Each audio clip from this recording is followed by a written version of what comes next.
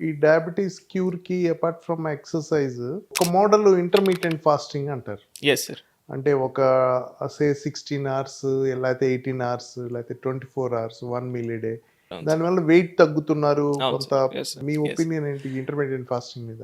Intermediate fasting definitely హెల్ప్‌ఫుల్లే.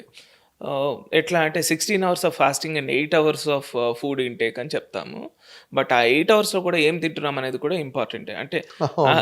Yes sir.